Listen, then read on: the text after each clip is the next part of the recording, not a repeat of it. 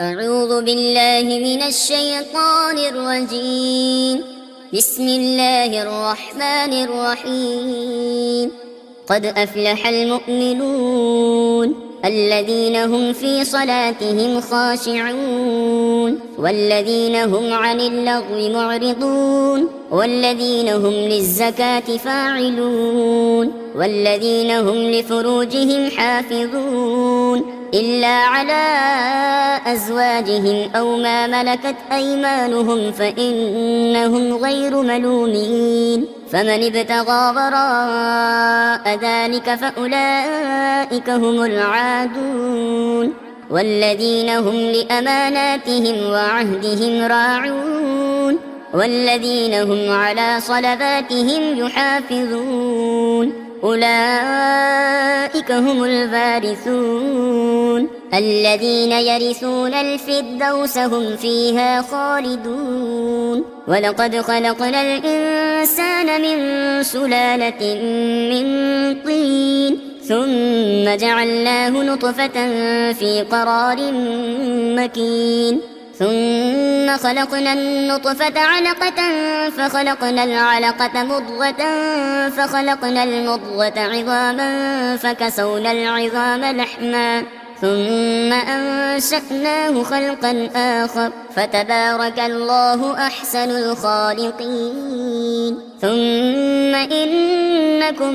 بعد ذلك لميتون ثم إنكم يوم القيامة تبعثون. ولقد خلقنا فوقكم 7 طرائق وما كنا عن الخلق غافلين وأنزلنا من السماء ماء بقدر فأسكناه في الأرض وإنا على ذهاب به لقادرون. فأنشأنا لكم به جنات من نخيل وأعناب لكم فيها فواكه كثيرة ومنها تأكلون وشجرة تخرج من طور سيناء تنبت بالدهن وصبغ للآكلين. وإن لكم في الأنعام لعبرة نسقيكم مما في بطونها ولكم فيها منافع كثيرة ومنها تأكلون وعليها وعلى الفلك تحملون. ولقد أرسلنا نوحا إلى قومه فقال يا قوم اعبدوا الله ما لكم من إله غيره أفلا تتقون. فقال الملأ الذين كفروا من قومه ما هذا إلا بشر مثلكم يريد أن يتفضل عليكم ولو شاء الله لأنزل ملائكة ما سمعنا بهذا في آبائنا الأولين إن هو إلا رجل به جنة فتربصوا به حتى حين. قال رب انصرني بما كذبون. فأوحينا إليه أن اصنع الفلك بأعيننا ووحينا فإذا جاء أمرنا وفاردت النور فاسلك فيها من كل زوجين اثنين وأهلك إلا من سبق عليه القول منهم ولا تخاطبني في الذين ظلموا إنهم مغرقون. فإذا استويت أنت ومن معك على الفلك فقل الحمد لله الذي نجانا من القوم الظالمين وقل رب أنزلني منزلا مباركا وأنت خير المنزلين. إن في ذلك لآيات وإن كنا لمبتلين. ثم أنشأنا من بعدهم قرنا آخرين فأرسلنا فيهم رسولا منهم أن اعبدوا الله ما لكم من إله غيره أفلا تتقون. وقال الملأ من قومه الذين كفروا وكذبوا بلقاء الآخرة وأترفناهم في الحياة الدنيا ما هذا إلا بشر مثلكم يأكل مما تأكلون منه ويشرب مما تشربون ولئن أطعتم بشرا مثلكم إنكم إذا لخاسرون أيعدكم أنكم إذا متم وكنتم ترابا وعظاما أنكم مخرجون هيهات هيهات لما توعدون إن هي إلا حياتنا الدنيا نموت ونحيا وما نحن بمبعوثين إن هو إلا رجل افترى على الله كذبا وما نحن له بمؤمنين قال رب انصرني بما كذبون قال عما قليل ليصبحن نادمين فأخذتهم الصيحة بالحق فجعلناهم غثاء فبعدا للقوم الظالمين ثم أنشأنا من بعدهم قرونا آخرين ما تسبق من أمة أجلها وما يستأخرون ثم أرسلنا رسلنا تترى كلما جاء أمة رسولها كذبوه فأتبعنا بعضهم بعضا وجعلناهم أحاديث فبعدا لقوم لا يؤمنون ثم أرسلنا موسى وأخاه هارون بآياتنا وسلطان مبين إلى فرعون وملئه فاستكبروا وكانوا قوما عالين فقالوا أنؤمن لبشرين مثلنا وقومهما لنا عابدون فكذبوهما فكانوا من المهلكين ولقد آتينا موسى الكتاب لعلهم يهتدون وجعلنا ابن مريم وأمه آية وآويناهما إلى ربوة ذات قرار ومعين يا أيها الرسل كلوا من الطيبات واعملوا صالحا إني بما تعملون عليم وإن هذه أمتكم أمة واحدة وأنا ربكم فاتقون فتقطعوا أمرهم بينهم زبرا كل حزب بما لديهم فرحون فذرهم في غمرتهم حتى حين أيحسبون أن ما نمدهم به من مال وبنين نسارع لهم في الخيرات بل لا يشعرون إن الذين هم من خشية ربهم مشفقون والذين هم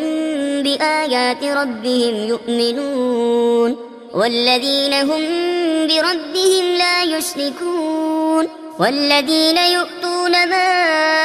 آتوا وقلوبهم وجلة أنهم إلى ربهم راجعون أولئك يسارعون في الخيرات وهم لها سابقون ولا نكلف نفسا إلا وسعها ولدينا كتاب ينطق بالحق وهم لا يظلمون بل قلوبهم في غمرة من هذا ولهم أعمال من دون ذلك هم لها عاملون حتى إذا أخذنا مترفيهم بالعذاب إذا هم يجأرون لا تجأروا اليوم إنكم منا لا تنصرون قد كانت آياتي تتلى عليكم فكنتم على أعقابكم تنكصون مستكبرين به سامرا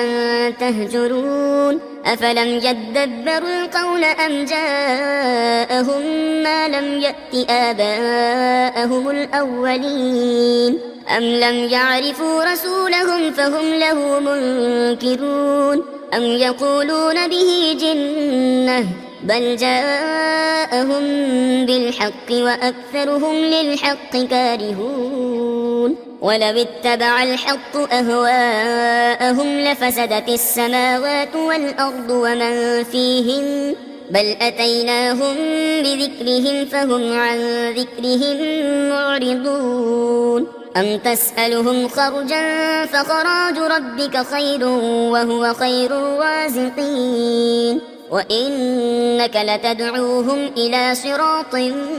مستقيم وإن الذين لا يؤمنون بالآخرة عن الصراط لناكبون ولو رحمناهم وكشفنا ما بهم من ضر للجوا في طغيانهم يعمهون ولقد أخذناهم بالعذاب فما استكانوا لربهم وما يتضرعون حتى إذا فتحنا عليهم بابا ذا عذاب شديد إذا هم فيه مبلسون وهو الذي أنشأ لكم السمع والأبصار والأفئدة قليلا ما تشكرون وهو الذي ذرأكم في الأرض وإليه تحشرون وهو الذي يحيي ويميت وله اختلاف الليل والنهار أفلا تعقلون بل قالوا مثل ما قال الأولون قالوا أإذا متنا وكنا ترابا وعظاما أإنا لمبعوثون لقد وعدنا نحن وآباؤنا هذا من قبل إن هذا إلا أساطير الأولين قل لمن الأرض ومن فيها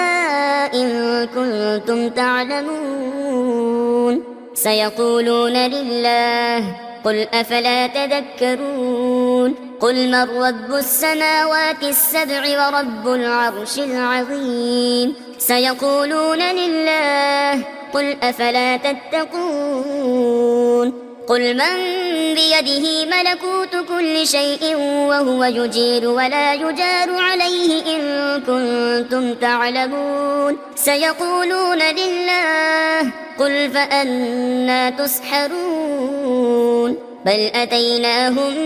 بالحق وإنهم لكاذبون ما اتخذ الله من ولد وما كان معه من إله إذا لذهب كل إله بما خلق ولعلى بعضهم على بعض سبحان الله عما يصفون عالم الغيب والشهادة فتعالى عما يشركون قل رب إما تريني ما يوعدون رب فلا تجعلني في القوم الظالمين وإنا على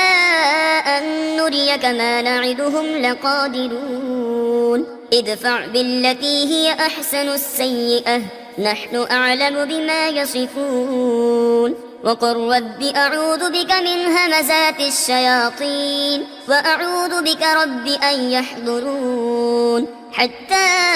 إذا جاء أحدهم الموت قال رب ارجعون لعلي أعمل صالحا فيما تركت كلا إنها كلمة هو قائلها ومن ورائهم برزخ إلى يوم يبعثون فإذا نفخ في الصور فلا أنساب بينهم يومئذ ولا يتساءلون فمن ثقلت موازينه فأولئك هم المفلحون ومن خفت موازينه فأولئك الذين خسروا أنفسهم في جهنم خالدون تلفح وجوههم النار وهم فيها كالحون ألم تكن آياتي تتلى عليكم فكنتم بها تكذبون قالوا ربنا غلبت علينا شقوتنا وكنا قوما ضالين ربنا أخرجنا منها فإن عدنا فإنا ظالمون قال اخسئوا فيها ولا تكلمون إنه كان فريق من عبادي يقولون ربنا آمنا فاغفر لنا وارحمنا وأنت خير الراحمين فاتخذتموهم سخريا حتى أنسوكم ذكري وكنتم منهم تضحكون إني جزيتهم اليوم بما صبروا أنهم هم الفائزون قال كم لبثتم في الأرض عدد سنين قالوا لبثنا يوما أو بعد يوم فاسأل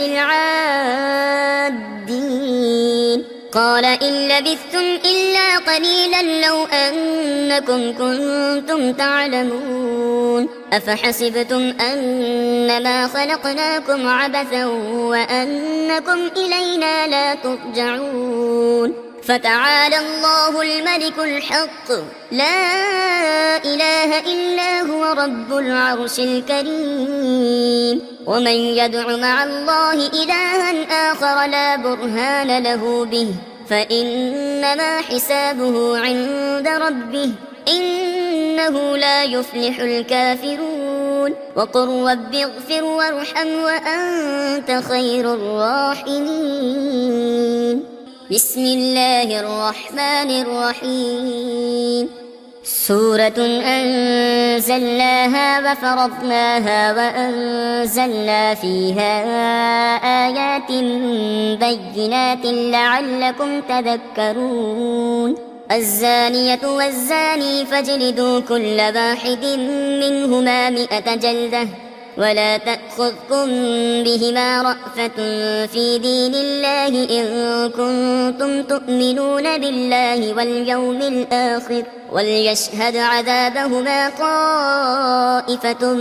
من المؤمنين الزاني لا ينكح إلا زانية أو مشركة والزانية لا ينكحها إلا زان أو مشرك وحرم ذلك على المؤمنين والذين يرمون المحصنات ثم لم يأتوا ب4 شهداء فاجلدوهم 80 جلدة ولا تقبلوا لهم شهادة أبدا وأولئك هم الفاسقون إلا الذين تابوا من بعد ذلك وأصلحوا فإن الله غفور رحيم والذين يرمون أزواجهم ولم يكن لهم شهداء إلا أنفسهم فشهادة أحدهم 4 شهادات بالله إنه لمن الصادقين والخامسة أن لعنة الله عليه إن كان من الكاذبين ويدرأ عنها العذاب أن تشهد 4 شهادات بالله إنه لمن الكاذبين والخامسة أن غضب الله عليها إن كان من الصادقين ولولا فضل الله عليكم ورحمته وأن الله تواب حكيم إن الذين جاءوا بالإفك عصبة منكم لا تحسبوه شرا لكم بل هو خير لكم لكل امرئ منهم ما اكتسب من الإثم والذي تولى كبره منهم له عذاب عظيم لولا إذ سمعتموه ظن المؤمنون والمؤمنات بأنفسهم خيرا وقالوا هذا إفك مبين لولا جاءوا عليه ب4 شهداء فإذ لم يأتوا بالشهداء فأولئك عند الله هم الكاذبون ولولا فضل الله عليكم ورحمته في الدنيا والآخرة لمسكم فيما أفضتم فيه عذاب عظيم إذ تلقونه بألسنتكم وتقولون بأفواهكم ما ليس لكم به علم وتحسبونه هينا وهو عند الله عظيم. ولولا إذ سمعتموه قلتم ما يكون لنا أن نتكلم بهذا سبحانك هذا بهتان عظيم. يعظكم الله أن تعودوا لمثله أبدا إن كنتم مؤمنين ويبين الله لكم الآيات والله عليم حكيم. إن الذين يحبون أن تشيع الفاحشة في الذين آمنوا لهم عذاب أليم في الدنيا والآخرة والله يعلم وأنتم لا تعلمون. ولولا فضل الله عليكم ورحمته وأن الله رؤوف رحيم. يا أيها الذين آمنوا لا تتبعوا خطوات الشيطان ومن يتبع خطوات الشيطان فإنه يأمر بالفحشاء والمنكر ولولا فضل الله عليكم ورحمته ما زكى منكم من أحد أبدا ولكن الله يزكي من يشاء والله سميع عليم. ولا يأتل أولو الفضل منكم والسعة أن يؤتوا أولي القربى والمساكين والمهاجرين في سبيل الله وليعفوا وليصفحوا ألا تحبون أن يغفر الله لكم والله غفور رحيم. إن الذين يرمون المحصنات الغافلات المؤمنات لعنوا في الدنيا والآخرة ولهم عذاب عظيم. يوم تشهد عليهم ألسنتهم وأيديهم وأرجلهم بما كانوا يعملون يومئذ يوفيهم الله دينهم الحق ويعلمون أن الله هو الحق المبين. الخبيثات للخبيثين والخبيثون للخبيثات والطيبات للطيبين والطيبون للطيبات أولئك مبرؤون مما يقولون لهم مغفرة ورزق كريم. يا أيها الذين آمنوا لا تدخلوا بيوتا غير بيوتكم حتى تستأنسوا وتسلموا على أهلها ذلكم خير لكم لعلكم تذكرون. فإن لم تجدوا فيها أحدا فلا تدخلوها حتى يؤذن لكم وإن قيل لكم ارجعوا فارجعوا هو أزكى لكم والله بما تعملون عليم. ليس عليكم جناح أن تدخلوا بيوتا غير مسكونة فيها متاع لكم والله يعلم ما تبدون وما تكتمون. قل للمؤمنين يغضوا من أبصارهم ويحفظوا فروجهم ذلك أزكى لهم إن الله خبير بما يصنعون. وقل للمؤمنات يغضضن من أبصارهن ويحفظن فروجهن ولا يبدين زينتهن إلا ما ظهر منها وليضربن بخمرهن على جيوبهن ولا يبدين زينتهن إلا لبعولتهن أو آبائهن أو آباء بعولتهن أو أبنائهن أو أبناء بعولتهن أو إخوانهن أو بني إخوانهن أو بني أخواتهن أو نسائهن أو ما ملكت أيمانهن أو التابعين غير أولي الإربة من الرجال أو الطفل الذين لم يظهروا على عورات النساء ولا يضربن بأرجلهن ليعلم ما يخفين من زينتهن وتوبوا إلى الله جميعا أيها المؤمنون لعلكم تفلحون وأنكحوا الأيام منكم والصالحين من عبادكم وإمائكم إن يكونوا فقراء يغنهم الله من فضله والله واسع عليم وليستعفف الذين لا يجدون نكاحا حتى يغنيهم الله من فضله والذين يبتغون الكتاب مما ملكت أيمانكم فكاتبوهم إن علمتم فيهم خيرا وآتوهم مما لله الذي آتاكم ولا تكرهوا فتياتكم على البغاء إن أردنا تحصنا لتبتغوا عرض الحياة الدنيا ومن يكرههن فإن الله من بعد إكراههن غفور رحيم ولقد أنزلنا إليكم آيات مبينات ومثلا من الذين خلوا من قبلكم وموعظة للمتقين الله نور السماوات والأرض مثل نوره كمشكاة فيها مصباح المصباح في زجاجة الزجاجة كأنها كوكب دري يوقد من شجرة مباركة زيتونة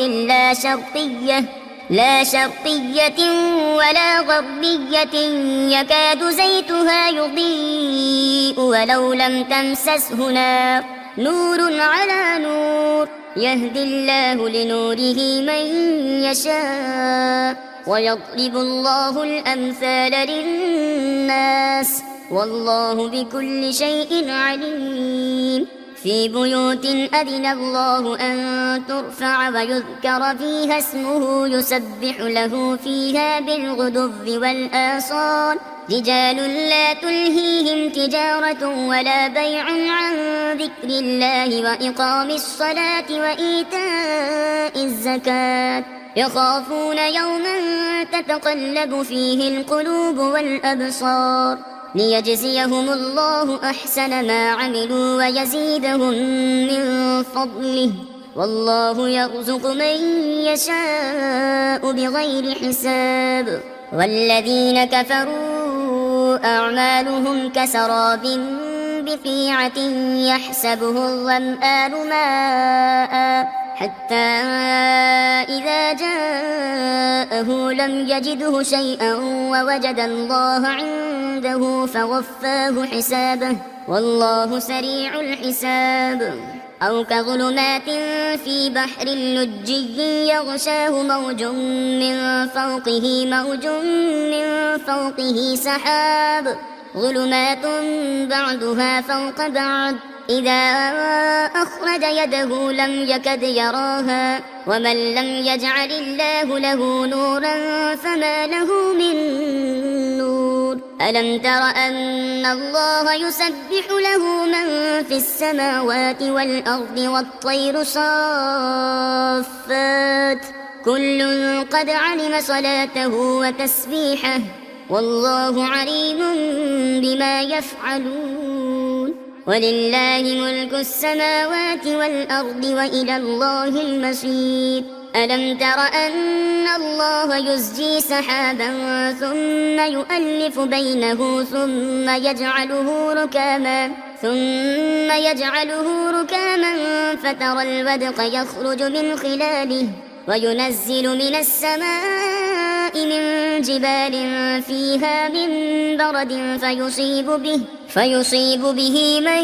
يشاء ويصرفه عن من يشاء يكاد سنا برقه يذهب بالأبصار يقلب الله الليل والنهار إن في ذلك لعبرة لأولي الأبصار والله خلق كل دابة من ماء فمنهم من يمشي على بطنه ومنهم من يمشي على رجلين ومنهم من يمشي على أربع يخلق الله ما يشاء إن الله على كل شيء قدير لقد أنزلنا آيات مبينات والله يهدي من يشاء إلى صراط مستقيم ويقولون آمنا بالله وبالرسول وأطعنا ثم يتولى فريق منهم من بعد ذلك وما أولئك بالمؤمنين وإذا دعوا إلى الله ورسوله ليحكم بينهم إذا فريق منهم معرضون وإن يكن لهم الحق يأتوا إليه مذعنين أفي قلوبهم مرض أم ارتابوا أم يخافون أن يحيف الله عليهم ورسوله بل أولئك هم الظالمون إنما كان قول المؤمنين إذا دعوا إلى الله ورسوله ليحكم بينهم أن يقولوا سمعنا وأطعنا وأولئك هم المفلحون ومن يطع الله ورسوله ويخشى الله ويتقه فأولئك هم الفائزون وأقسموا بالله جهد أيمانهم لئن أمرتهم ليخرجن قل لا تقسموا طاعة معروفة إن الله خبير بما تعملون قل أطيعوا الله وأطيعوا الرسول فإن تولوا فإنما عليه ما حمل وعليكم ما حملتم وإن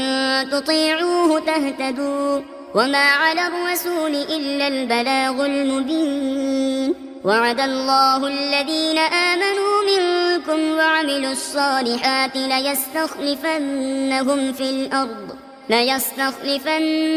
في الأرض كما استخلف الذين من قبلهم وليمكنن لهم دينهم الذي ارتضى لهم وليبدلنهم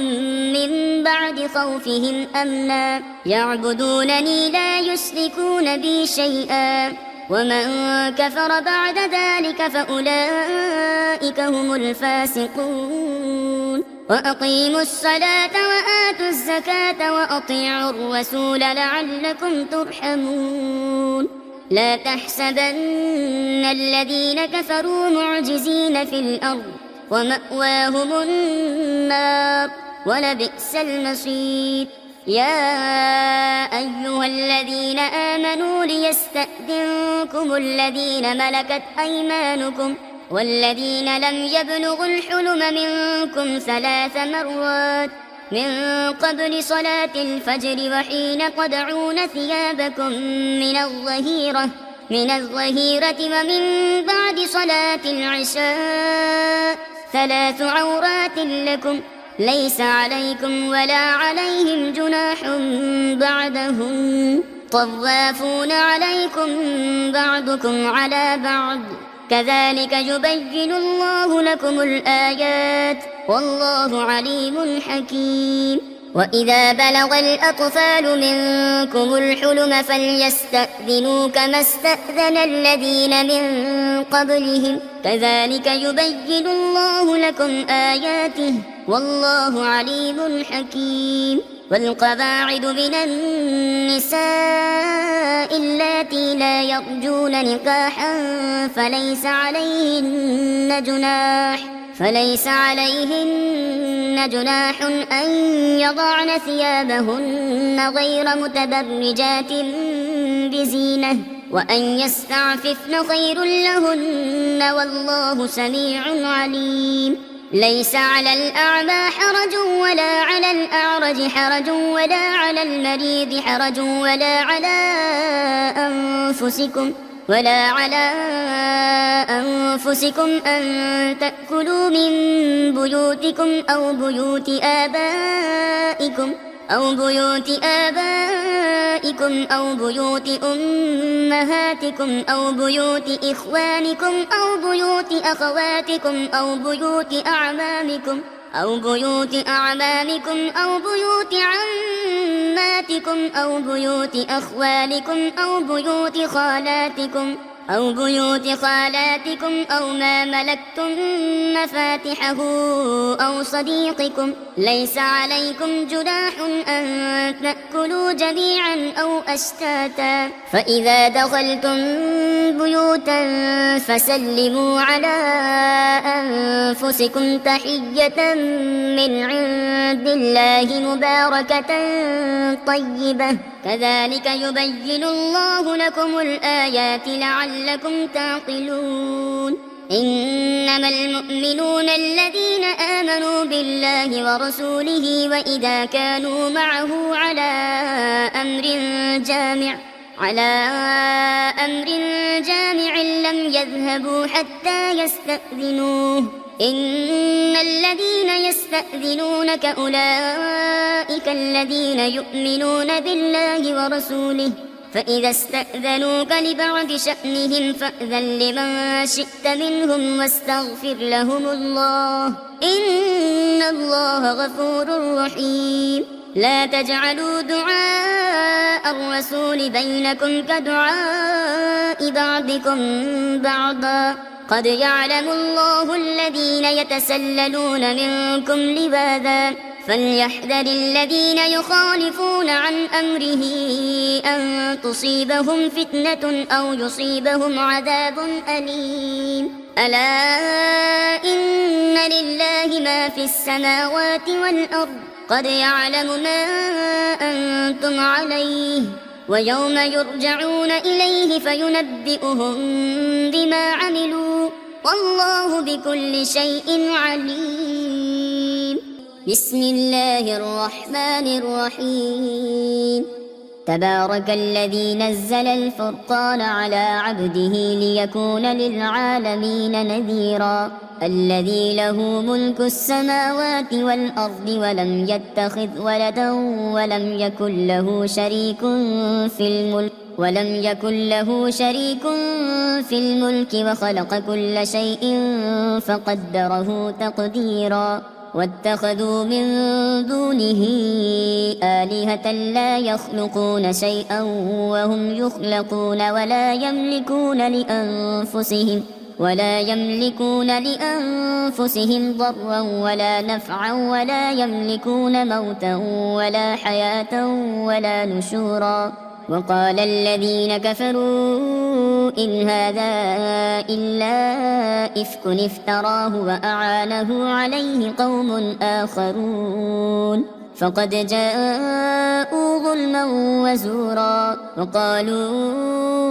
أساطير الأولين اكتتبها فهي تملى عليه بكرة وأصيلا. قل أنزله الذي يعلم السر في السماوات والأرض إنه كان غفورا رحيما. وقالوا ما لهذا الرسول يأكل الطعام ويمشي في الأسواق لولا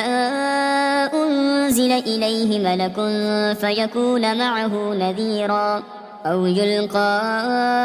إليه كنز أو تكون له جنة يأكل منها. وقال الظالمون إن تتبعون إلا رجلا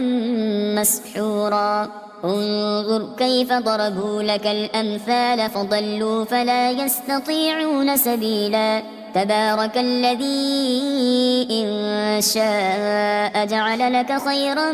من ذلك جنات تجري من تحتها الأنهار تجري من